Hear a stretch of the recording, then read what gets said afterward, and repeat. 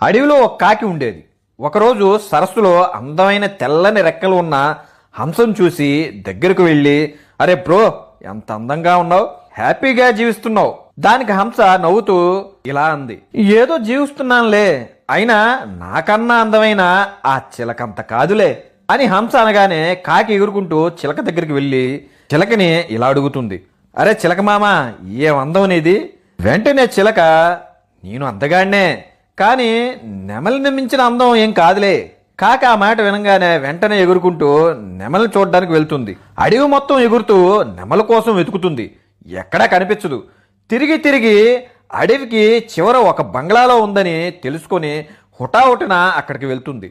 అక్కడికి వెళ్ళి చూడంగానే నెమలి ఒక పంజరంలో బంధించి ఉంటుంది. అక్కడ జనాలు నెమలితో సెల్ఫీలు తీసుకుంటున్నారు. కాకి ఆశ్చర్యపోతూ దగ్గరికి వెళ్ళి, అరే నువ్వు చాలా ఫేమస్, నువ్వు నీ అందం, అబ్బా ఒక సెలబ్రిటీవి. కాకి అలా అనగానే నెమలి నిట్టూరుస్తూ తల ఉంచుకొని బాధతో, ఏం లాభం, అందంగా ఉన్నాను కాబట్టే నాకు ఈ కష్టాలు. నువ్వు చూడు, నిన్ను ఎవరైనా పట్టించుకుంటారా? నీకు ఇష్టమైంది తింటావు, ఇష్టమైన చోటుకి ఎగురుకుంటూ వెళ్తావు, నీ జీవితం నువ్వు జీవిస్తావు. ఆ మాట కాకి తత్వం బోధపడుతుంది. దేవుడు నీకిచ్చిన జీవితాన్ని జీవించకుండా పక్క వాళ్ళ జీవితాలను చూసి ఏడిస్తే నీ జీవితంలో ఉన్న ఆనందాన్ని పోగొట్టుకొని జీవితాంతం